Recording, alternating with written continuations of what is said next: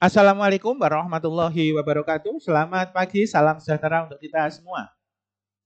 Materi geografi kelas 12, dampak pasar bebas terhadap perekonomian Indonesia. Apakah yang dimaksud dengan pasar bebas itu?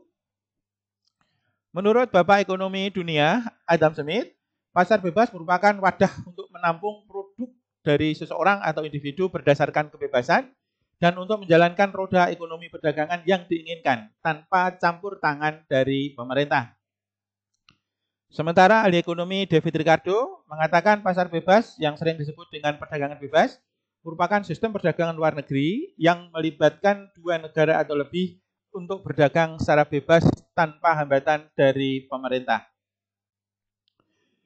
Di dalam perdagangan bebas atau pasar bebas, penjual dan pembeli memiliki kebebasan penuh di dalam memutuskan masalah perdagangan dan bisnisnya, tanpa campur tangan dari pemerintah, tanpa pemungutan pajak, baik pajak ekspor maupun pajak impor, juga tanpa hambatan-hambatan yang lainnya.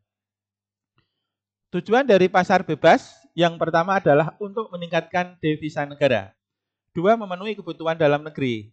3. Mendapatkan keuntungan secara maksimal. 4. Memperluas pasar sampai ke luar negeri. Yang kelima, transfer atau alih teknologi dari negara maju ke negara kita. Kemudian, ciri pasar bebas. Yang pertama, bahwa sumber dan alat produksi dapat dimiliki dan diatur oleh seseorang atau perusahaan. Yang kedua, ada pembagian kelas dalam masyarakat. Kelas pekerja dan kelas pemilik modal atau pengusaha. Yang ketiga, ada persaingan antara pengusaha, pelaku ekonomi atau komunitas ekonomi. Dan yang keempat, tidak ada gangguan dari pemerintah. Faktor yang mendorong Indonesia melakukan perdagangan bebas. 1. Keinginan untuk memperluas pasar dan mendapatkan keuntungan semaksimal mungkin. Yang kedua, kekurangan produk di dalam negeri, mengingat produksi yang dihasilkan masih belum mencukupi kebutuhan, sehingga diperlukan untuk mengimpor atau membeli barang dari luar negeri.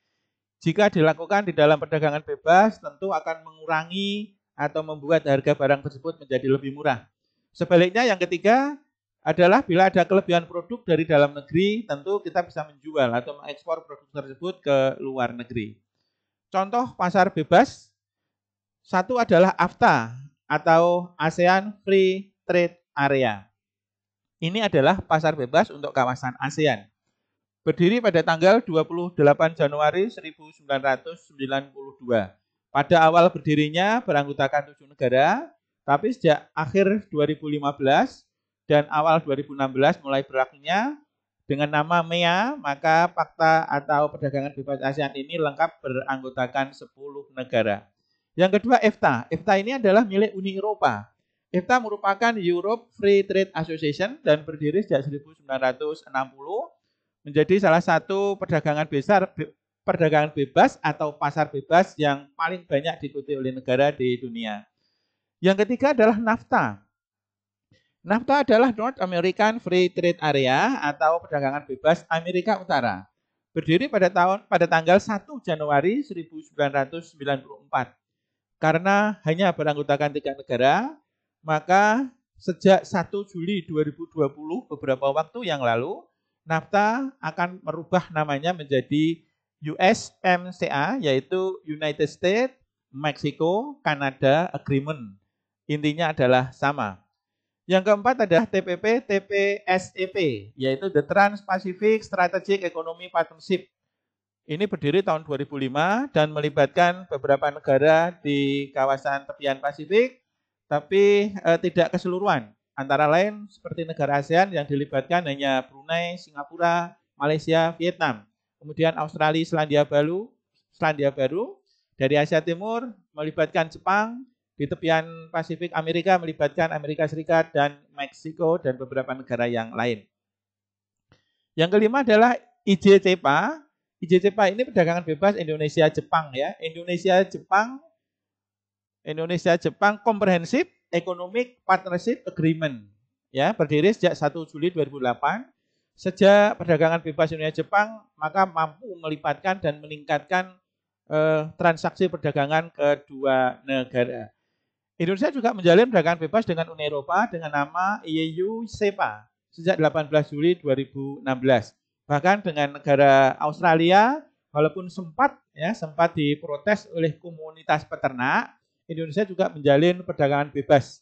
Kenapa sempat diprotes IA-SEPA ini? Indonesia Australia Comprehensive Economic Partnership Agreement karena dikhawatirkan akan mengurangi daya saing peternak Indonesia yang kalah. Perlu diketahui Indonesia adalah tidak mampu swasembada daging. Dalam 1 tahun kebutuhan daging tingkat nasional mencakup sekitar 700.000 ton daging. Dan kebutuhan dalam negeri hanya bisa memenuhi sekitar 150 sampai 600.000 ton. Sekitar 100 hingga 150 kita harus impor daging dari Australia yang paling banyak sekitar 80.000 ton per tahun. Nah ini dikhawatirkan akan makin bertambah. Karena apa?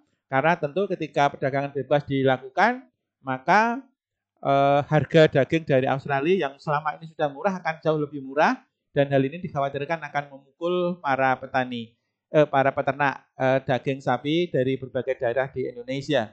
Namun ternyata perdagangan bebas Indonesia Australia ini tidak langsung bebas 100%, ada tahapan-tahapan tertentu, dan ini juga melegakan para peternak Indonesia yang ada kesempatan untuk bersiap-siap bersaing dari segi kualitas maupun kuantitasnya. Indonesia juga menjalin perdagangan bebas dengan Chili dengan nama IC-SEPA mulai 10 Agustus 2019. Dan negara-negara lain pun banyak yang ingin menjalin hubungan perdagangan bebas dengan Indonesia. Yang monumental adalah yang terakhir, RCEPA. Ini adalah calon dari kawasan perdagangan bebas terbesar di dunia. Regional Comprehensive Economic Partnership adalah kawasan perdagangan bebas yang direncanakan mencakup negara-negara ASEAN dengan 5 mitranya, Cina, Jepang, Korea Selatan, Australia, dan New Zealand. Kawasan perdagangan bebas ini mencakup 3 kawasan ya, dan perintisnya pertama kali adalah Indonesia, mulai dari perundingan pada saat KTT ASEAN di Kamboja 2012, pada saat pertama berunding, sebenarnya dihadiri oleh 16 negara plus India.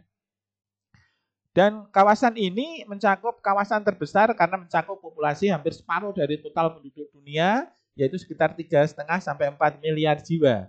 Dan PDB-nya pun mencakup 40% PDB dunia, yaitu sebesar 50 triliun ya 2018. Namun sayangnya November 2019 ada satu negara yang menarik diri, yaitu India. India keluar itu disebabkan karena kekhawatiran pemerintahnya bahwa para pelaku ekonomi atau pengusaha dalam negeri India tidak mampu bersaing di dalam RCEPA.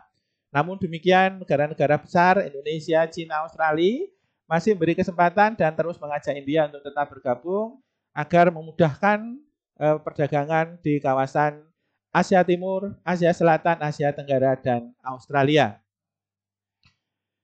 Dampak positif perdagangan bebas bagi Indonesia yang pertama adalah untuk meningkatkan kualitas dan kuantitas produk dalam negeri. Yang kedua adalah untuk meningkatkan ekspor dan pendapatan nasional. 3, untuk menambah devisa negara. Yang keempat, terpenuhinya kebutuhan dalam negeri. Yang kelima, menarik investor, otomatis juga menambah lapangan kerja. 6, mendorong kemajuan ilmu pengetahuan dan teknologi. Dan 7, ini yang digadang-gadang adalah masa depan Indonesia, mendorong sektor pariwisata. Sementara itu dampak negatifnya adalah yang pertama, produk dalam negeri berpotensi untuk cenderung kalah bersaing. Yang kedua, eksploitasi sumber daya alam makin besar karena negara akan semakin ingin untuk melipat gandakan keuntungan. Yang ketiga, makin bergantung pada negara maju. Yang keempat, munculnya sifat konsumerisme. 5 adalah berpotensi menurunnya ekonomi jika sampai gagal, walaupun ini peluangnya adalah sangat kecil. Diharapkan dengan peningkatan sumber daya manusia dan peningkatan sarana prasarana, Indonesia akan makin siap di dalam menghadapi pasar bebas baik di kawasan maupun bilateral bahkan internasional. Terima kasih atas perhatiannya. Silakan ambil atau pilih materi geografi yang lain dengan mengklik salah satu judul di bawah deskripsi di bawah ini. Terima kasih atas perhatiannya. Mohon maaf atas segala kekurangan. Wassalamualaikum warahmatullahi wabarakatuh.